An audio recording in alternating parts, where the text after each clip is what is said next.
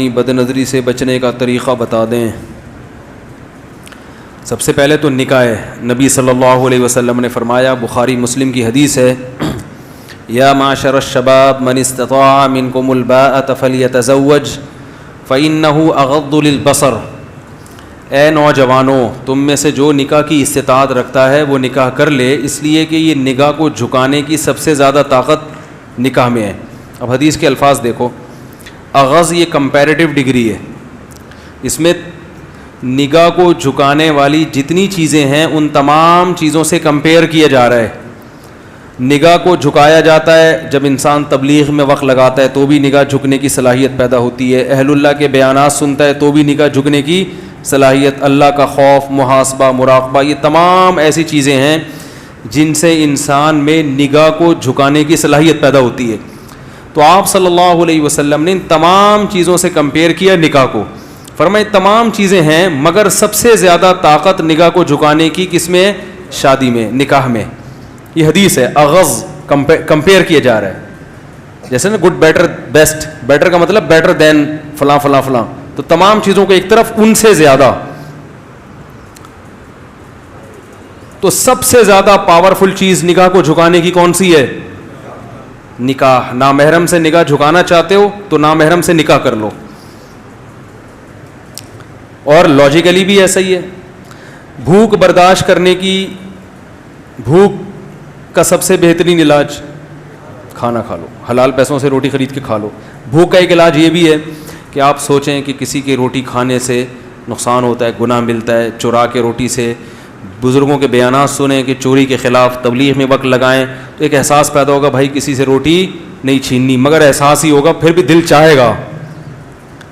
سب سے بہتر حل کیا ہے کہ حلال کماؤ، روٹی خرید کے کھا لو، پیٹ بھر جائے گا۔ تو تبلیغ والے پھر اگر کوئی دنیا دار آدمی کہے گا بھی نا کہ حرام روٹی کھاؤ تو بھی آپ نہیں کھاؤ گے، بولو گے یار جب حاجت ہی نہیں ہے۔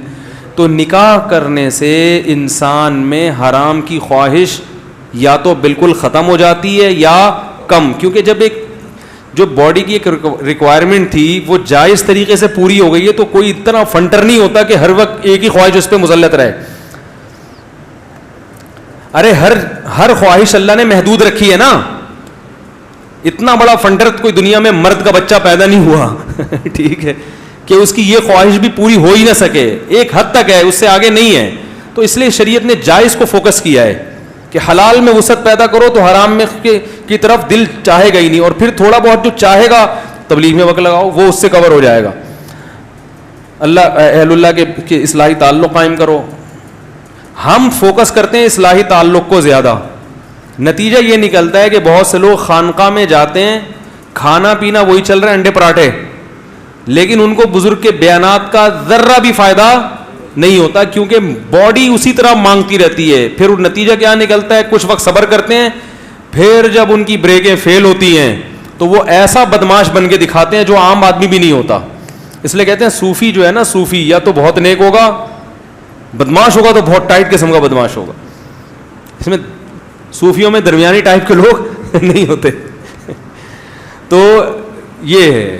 اور اگر نکاح کی طاقت نہیں ہے، طاقت نہ ہونے کا مطلب کیا ہے؟ نکاح کی طاقت کہ کوئی رشتہ دینے کے لیے تیار ہی نہیں ہے، مل ہی نہیں رہا، تو پھر یہ نہیں ہے کہ پیسے نہیں ہیں، پیسے ہیں اور رشتہ نہیں مل رہا تو بھی نکاح کی طاقت نہیں ہے۔ پیسے نہیں ہے اور رشتہ مل گیا، لڑکی آپ کی غربت میں آپ کے ساتھ رہنے کے لیے تیار ہو گئی، تو طاقت ہے نکاح کی، کیونکہ نبی نے ایسے صحابی کا نکاح کرایا جن کے پاس ایک لنگوٹی کے سوا کچھ بھی نہیں تھا، ان سے زیادہ غریب تو دنیا میں کوئی گزرا نہیں، لیکن ان کی بیوی راضی ہو گئی تھی کہ چلو اسی غربت میں آپ کے پاس فاقے ہیں تو میں بھی فاقے برداشت کر لوں گی۔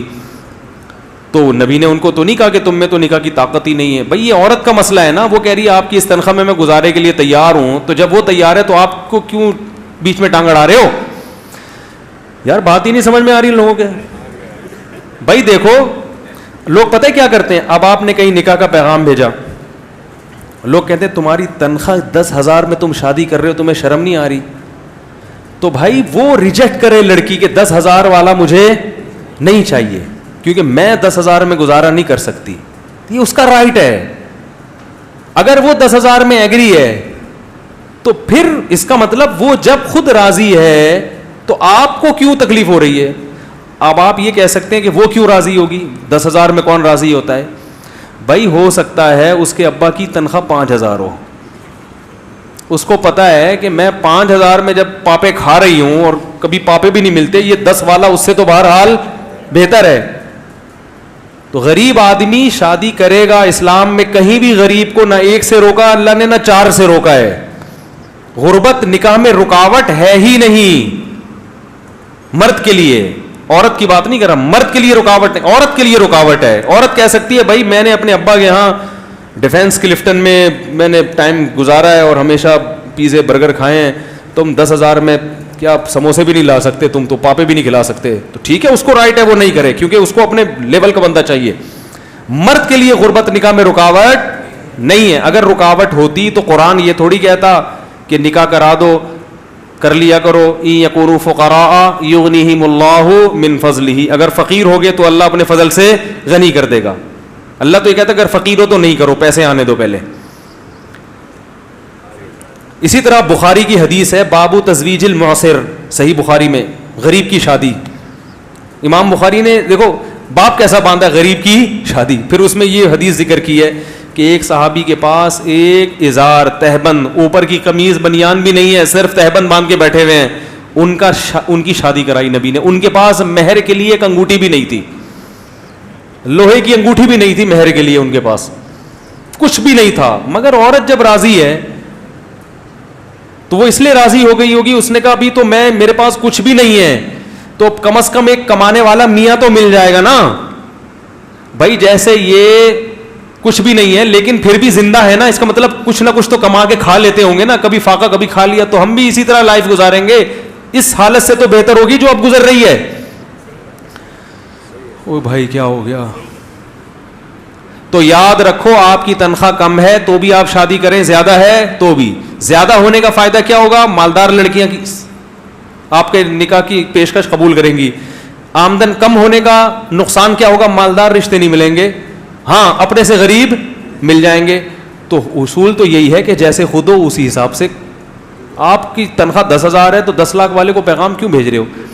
شرم نہیں آتی معذرت کے ساتھ؟ تو جو آدمی کہہ رہا ہے میری تنخواہ کم ہے اس لیے میری شادی نہیں ہوتی, تو جھوٹ بول رہا ہے. آپ کی تنخواہ کم ہے اس لیے آپ کی شادی آپ کی تنخواہ زیادہ والوں سے نہیں ہوتی, کم والوں سے ہو جائے گی. نہیں آ رہی ہے سمجھ میں الحمدللہ. تو غربت نکاح میں رکاوٹ, ایک دھیلا بھی نہیں ہے جیب میں تو بھی شادی کرو, بشرطے کہ رشتہ مل جائے. آپ ٹرائی کرتے رہیں. ہاں رشتہ نہیں مل رہا, جیسے کہ ملنے کا چانس ہے بھی نہیں, کیونکہ لوگ لڑکی والے سب سے پہلے لڑکے کے پیسے دیکھتے ہیں, تو ان کو حق ہے کہ وہ دیکھیں. تو کوشش جاری رکھو, اگر مل گیا تو آپ ایسی غریب مل جائے گی. بعض دفعہ اور لڑکی مالدار ہوتی ہے وہ پھر بھی غریب سے اس لیے کر لیتی ہے کہ وہ کہتی ہے ایجوکیٹڈ بندہ ہے, شریف آدمی ہے, مارکیٹ میں شریف لوگ کیا چل رہے ہیں, شارٹ چل رہے ہیں. وہ کہہ رہی پیسے میں کھلاؤں گی, کوئی مسئلہ نہیں ہے, شادی کرو. تو لیکن کم ہی کرتی ہیں اور کرنی بھی نہیں چاہیے, کیونکہ وہ بندہ پھر جب بیوی پہ ڈیپینڈنٹ ہو جاتا ہے نا, پھر گیا مسئلہ خراب ہو جاتا ہے, وہ حقوق نہیں ادا کرتا اور پھر پیڑے کھاتا ہے بیٹھ کے. تو عورت کو چاہیے اگر کوئی غریب سے کر رہی ہے تو دیکھے کہ چلو غربت تو برداشت کر رہی ہوں, بندہ تو ٹھیک ہونا, کہیں میری دولت پہ نظر رکھ کے نہ بیٹھ جائے. تو اگر اس کو یہ اطمینان, جیسے حضرت خدیجہ مالدار تھی, پیسہ تھا, محمد صلی اللہ علیہ وسلم مسکین تھے, مگر حضرت خدیجہ نے پھر بھی نبی سے کی, ان کو پتا تھا کہ لالچی معاذ اللہ نہیں ہے, تو کر لی. ان کا بھائی شریف آدمی ہونا چاہیے, ایماندار ہونا چاہیے, تو انہوں نے کر لی, اور نبی نے بھی کر لی. نبی کی تو غربت دور ہوئی حضرت خدیجہ سے نکاح کر کے. نہیں آ رہی ہے الحمدللہ. یہ تکیہ کلام بن چکا ہے, کوشش کر رہا ہوں نکالوں اس کو, تو اس کا اپوزٹ لفظ جب زبان پہ لاؤں گا تو نکلے گا. یہ آ رہی ہے سمجھ میں الحمدللہ, ٹھیک ہے. تو جتنے غریب غربا یہاں بیٹھے ہوئے ہیں گھبرائیں مت. ہاں اگر کوئی لفٹ ہی نہیں کرا رہا آپ کو لڑکی والوں میں سے نہیں ہے, تو پھر اس کا مطلب ہے آپ میں نکاح کی طاقت نہیں ہے. پھر حدیث کا اگلا جملہ ہے فَإِن لَمْ کہ وَمَن لَمْ يَسْتَطِعْ فَعَلَيْهِ بِالصَّوْمِ, جس میں استطاعت نہیں ہے, کیا مطلب جس کو رشتہ نہیں مل رہا اپنے حساب سے, تو وہ کثرت سے روزے رکھے, 2-4 نہیں, کثرت سے روزے. کیا مطلب؟ آپ میں اللہ نے ایک خواہش رکھی ہے, طاقت رکھی ہے, تو اس طاقت کی وجہ سے آپ کا نکاح کا دل چاہتا ہے تو وہ اس طاقت کو جائز استعمال کرو, وہ رکھی اس لیے. نہیں مل رہا تو طاقت ختم کرو جسم کی. اور وہ کیسے ختم ہوگی؟ روزے سے. نہیں آ رہی ہے الحمدللہ, آ رہی ہے بات سمجھ میں. وہ کس طرح ختم ہوگی؟ روزے سے. آپ کہہ سکتے ہو روزے کے علاوہ کچھ اور طریقے سے ہم اپنے آپ کو کمزور کر لیں, ایسا نہیں ہے, اس سے فائدہ نہیں ہوگا. کیونکہ گناہ سے بچنے کے لیے, جو گناہ سے مراد یہ والی شہوانی گناہ, ان سے بچنے کے لیے دو چیزیں چاہیے. جسمانی طاقت کمزور ہو, روحانی طاقت مضبوط ہو. آپ کوئی ڈاکٹر سے دوا لے کے اپنی خواہشات کو کم تو کر سکتے ہیں, جسمانی طاقت تو کم ہوگی, شہوت تو کم ہوگی, روحانی طاقت دوا کھانے سے نہیں بڑھتی. روزے میں جب آپ کھانا پینا چھوڑیں گے اور مسلسل روزے رکھیں گے تو جسمانی طاقت ہوگی کم, اور روزہ چونکہ عبادت ہے اس سے روحانی طاقت نہیں. آ رہی بات, آ رہی ہے بات سمجھ میں. روحانی طاقت کیا ہو جائے گی؟ بڑھ جائے گی. تو آدھا کام سے بات نہیں بنے گی. تو اس لیے روزے کا کوئی آلٹرنیٹ, روزے میں ایک انسان کو خود ہی احساس ہوتا ہے, اور 2-3 روزے نہیں, اعلیٰ ضرر کے لیے آتا ہے عربی میں علیہ بس, کیونکہ 2-4 روزے سے تو اور خواہش بڑھتی ہے. کثرت سے روزے رکھے. ایک اہل حدیث تھے وزیر آباد میں, میرے دوست تھے, بڑے زبردست گپ شپ تھی ان سے میری. وہ ایک دن میں ان کا تھوڑا مذاق بھی اڑاتا تھا, کیونکہ ہمارے بھی اڑاتے تھے. وہ کبھی کبھی حنفیوں پہ طنز ہلکا پھلکا تو چلتا ہے, تو میں بھی تھوڑا سا چٹکلا سنا دیتا تھا ان کو. ایک دن وہ میرے پاس آئے, وہ کہنے لگے کہ مفتی صاحب میں جوان تھے, بڑے لال ٹماٹر کی طرح سرخ, کہ یار میں بڑا مسئلہ ہے, میں بازار میں بیٹھتا ہوں, میں شادی شدہ ہوں, میری بچیاں بڑی ہو گئیں, مگر یار میں اتنی مختلف ڈیزائن کی عورتیں آتی ہیں, میری نظر نہیں جھکتی, بڑا مسئلہ ہو گیا, میں کیا کروں؟ میں نے کہا قرآن حدیث کی روشنی میں بتاؤں. وہ ہر وقت کہتے ہیں نا قرآن حدیث کو, قرآن بتاؤں؟ کہہ رہے ہاں بتائیں. میں نے کہا حدیث میں آتا ہے, قرآن میں بھی آتا ہے نکاح کرو, ٹھیک ہے نا, اور حدیث میں بھی آتا ہے کہ اغض للبصر, جو نکاح ہے نگاہ کو جھکانے کی سب سے زیادہ طاقت. تو میں نے کہا شادی کر لو ایک اور. کہنے لگا ابے یار یہ نہیں ہو بھائی, یہ بڑا مسئلہ ہو گیا, وہی مفتی صاحب یہ کیسے میری بیوی مارے گی, وہ فلانا. میں نے کہا قرآن حدیث کی روشنی میں بتا رہا ہوں. وہ ہر وقت میرے سامنے کہتے قرآن حدیث. میں نے کہا قرآن حدیث. کہہ رہے ہیں وہ تو ٹھیک ہے لیکن کچھ اور حل بتاؤ یار. میں نے کہا قرآن حدیث کی روشنی میں بھائی. کہہ رہے نہیں یار مفتی صاحب وہ مذاق نہیں کر. میں نے کہا سیریس ہوں بھائی, مذاق نہیں کر رہا. تو کہہ رہے ہیں, میں نے کہا اچھا چلو یہ والا نہیں سمجھ میں آ رہا. کہہ رہے نہیں دوسری کون کرے گا, پٹوں گا, سالے پیٹیں گے پڑ کے, بیوی مارے گی, روٹی بند کراؤ گے. وہ ان کے الفاظ ہیں. کہہ رہے مفتی صاحب گھر میں روٹی بند کراؤ گے. میں نے کہا چلو ایک اور آپشن ہے. حدیث اگلا قرآن حدیث میں آتا ہے کہ جس میں نکاح کی طاقت نہیں ہے, جیسے کہ آپ نہیں افورڈ کر پا رہے, آپ کو پتا ہے بہت بری طرح پٹوں گا میں, سالے پکڑ کے ماریں گے, تو پھر کثرت سے روزے رکھو. روزے نہیں علیہ ضرر, کثرت سے روزے. میں نے کہا یہ جو لال ٹماٹر بنے ہوئے ہو نا کھا کھا کے, یہ چہرے تھوڑا سا مرجھا جائے گا اور باریک ہو جاؤ گے روزے رکھ رکھ کے. تو یہ جو کرنٹ بھرا ہوا ہے نا, یہ اتنی زور سے نہیں جھٹکے مارے گا جتنے ابھی کرنٹ لگ رہا ہے آپ کو. جہاں دیکھتے ہو ایک دم دل چاہتا ہے, یہ کم ہو جائے گا. کہہ رہے ہیں ہاں چلو یہ رکھتا ہوں. کہہ رہے ہیں کتنے روزے رکھوں؟ میں نے کہا کثرت سے رکھ لو 40, قرآن حدیث کی روشنی میں. بار بار میں کہہ رہا تھا, میں نے کہا قرآن حدیث کی روشنی میں کثرت سے روزے کتنے ہوتے ہیں؟ 40. میں نے کہا 40 رکھ لو. کہہ رہے ہیں پھر کیا ہوگا؟ میں نے کہا پھر یہ ہوگا کہ 40 روزے رکھنے کے بعد آپ باریک ہو جاؤ گے, دبلے پتلے ہو جاؤ گے, تو پھر جب آپ دوبارہ کھانا شروع کرو گے تو پہلے سے زیادہ مستنڈے ہو جاؤ گے آپ. کیونکہ جب اس طرح نتھر جاتا ہے نا جسم, بھائی سارا کولیسٹرول نکل گیا, چربی پگھل گئی, اب جب کھاؤ گے تو نئے سرے سے طاقت آئے گی, پہلے سے زیادہ پاورفل ہو جاؤ گے. کہہ رہے یار پھر کیا ہوگا؟ میں نے کہا پھر دوبارہ 40 روزے. کہہ رہے یہ کیا؟ میں نے کہا قیامت تک کا پیکیج ہے یہ. کہہ رہے یار یہ کوئی حل تو نہ ہوا. میں نے کہا واقعی حل نہیں ہے, یہ حدیث میں حل ان لوگوں کے لیے ہے جو نکاح کی تلاش میں ہو, جب تک رشتہ نہ ملے روزہ رکھ کے گزارا کریں. جس کا ارادہ ہی نہیں ہے اس کے لیے یہ پیکیج نہیں ہے. بہت مشکل ہے. میں نے کہا قرآن حدیث کی روشنی میں تو یہی ہے بھائی. کہہ رہے یار یہ تو بڑا مسئلہ ہے, یہ تو بڑا مسئلہ ہے. میں نے کہا پھر یہی ہے کہ یہ بھی نہیں ہوتا. تو کیونکہ روزے کب تک رکھے گا بھائی؟ یہ تو روزہ اس کے لیے ہے کہ رشتے بھی تلاش کرتے رہو اور روزہ بھی. جب رشتہ مل جائے تو روزے رکھنا چھوڑ دو. تو کہہ رہے ہیں یار میں نے کہا پھر بس صبر کرو اور کوئی حل نہیں ہے, آخرت کو سوچو, گناہ ملے گا. قرآن حدیث کی روشنی میں جو حل تھا وہ میں نے بتا دیا آپ کو. بد نظری سے بچنے کا طریقہ ہو گیا, ٹھیک ہے. باقی یہ کہ بھائی نکاح کی استطاعت نہیں ہے, روزے رکھو, وہ بھی نہیں ہو رہا, تو پھر یہی ہے کہ چند اور چیزیں ہیں جو تجربے سے ہیں, ان کا اتنی مضبوط تو نہیں ہے جو حدیث میں ہے. ظاہر ہے جو حدیث میں علاج ہے اس کا تو کوئی متبادل ہو ہی نہیں سکتا. تو پھر میں لڑکوں سے کہتا ہوں کہ اپنے آپ کو مصروف رکھو. یہ باڈی کی ریکوائرمنٹ ہے نا یہ گناہ, تو باڈی کو کھپا دو کسی جائز کام میں, جم جایا کرو, اپنی انرجی کو یوٹیلائز کرو. کہاں؟ ایکسرسائز میں, جم میں. اور روحانی ترقی کے لیے تبلیغ میں جاؤ, اور بزرگوں سے اصلاحی تعلق, ادھر سے ان کے بیانات بھی سنو, اللہ کا خوف پیدا ہوگا, آخرت کا خوف پیدا ہوگا, پتہ چلے گا نظر اٹھانے کا گناہ ہے, اس سے انسان کی آنکھیں گندی ہو جاتی ہیں, دل کا سکون خراب ہوتا ہے, اس سے فائدہ ہوگا انشاءاللہ.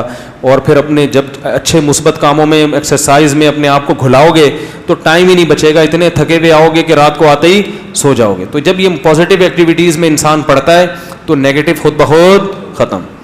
اور لڑکیوں کو کوشش کرو کہ ہاں, اور آخری حل یہ کہ کبھی بد نظری ہو تو جرمانہ متعین کرو. کسی عورت کو دیکھنے کا دل چاہ رہا ہے اور آپ نے دیکھ لیا, 100 روپے نکال کے اسی وقت صدقہ کر دیے. ہر آدمی اپنی آمدن کے حساب سے, ٹھیک ہے نا. 1 کروڑ روپے آمدن ہے, 1 لاکھ روپے نکال کے, کروڑ والے کے لیے لاکھ کی کوئی حیثیت نہیں ہے, ٹھیک ہے نا. چلو لاکھ نہیں کرتے, 10,000 کر دو. جس کی کروڑ آمدن ہے بھائی, جب بد نظر اتنا جرمانہ رکھو جو افورڈ کر سکو. سمجھ میں آ رہی ہے بات؟ تو دن میں 10 دفعہ بد نظری ہو رہی ہے تو 10 دفعہ 100 روپے, 1000 روپے ایک دن ہوں گے. اگلے دن کہے گا آدمی 1000 نہیں 500 پہ آ رہا ہوں بھائی, میں 500 افورڈ کر پا رہا ہوں, 1000 نہیں. تو 5 بد نظریاں چھوڑے گا نا, اگلے دن کہے گا یار 500 بھی 2-4 دن تو ٹھیک ہے, پورے مہینے تو 30,000 روپے اچھا خاصا ہے. تو ختم نہ بھی ہو, کم انشاءاللہ ہو جائے گی. بہت اہم بات ہے یہ جو اب بتا رہا ہوں, ختم نہ بھی ہو کم ہو جائے گی. اور ایک گریوی میں فائدہ ہوگا, ختم نہ بھی ہو تو گناہ کے ساتھ نیکیوں کا پلڑا بھی. ارے جب قیامت کے دن آئے گا, اتنی انٹیوں کو جھانکا تاکا ہے اس نے, تو اتنے پیسے صدقہ کیے ہیں, یہ دوسرے پلڑے میں. جب گناہ ہوں گے تو نیکیاں بھی تو پلڑے میں آئیں گی نا. تو اس صدقے کا فائدہ کیا ہوگا؟ گناہ کم ہوگا, ہو سکتا ہے چھوٹ ہی جائے, اور نہ بھی چھوٹا تو گناہ کا جہاں اعمال نامے میں گناہوں کا جو پلندہ بڑھتا جا رہا ہے, تو نیکیوں کا بھی ساتھ ساتھ ہو سکتا ہے اسی بیس پہ مغفرت ہو جائے. اللہ کہیں گے کہ اس نے غریبوں کی مدد کی ہے تو بدنظری بھی کی ہے, تو وہ والی نیکیاں اس کے گناہوں سے زیادہ ہو گئی ہیں, بخش دو. تو مقصد تو بخشوانا ہے نا اپنے آپ کو. کیا خیال ہے بھائی؟ تو پھر یہ نہیں کہ جان جان کر دیکھو, ایک دفعہ دیکھا 100 روپے ہیں کہ چلو نیکی بھی ہو رہی ہے, بخش تو جائیں گے نا. دوبارہ دیکھا 50 روپے, 500 روپے. یہ جائز نہیں ہے, کیونکہ قیامت کے دن نیکیاں اور برائیاں گینی نہیں جائیں گی, تولی جائیں گی. تو اللہ کو کوئی ایک گناہ بعض دفعہ اتنا ناپسند ہوتا ہے کہ وہ اس کا وہ گناہ تو ایک ہوتا ہے مگر وزن میں وہ بہت زیادہ بھاری ہوتا ہے. تو اس لیے گناہ سے اپنے آپ کو بہرحال بچانا ہی ہے. Thanks for watching. Don't forget to like, comment, share and subscribe to Mufti Tariq Masood, famous scholar.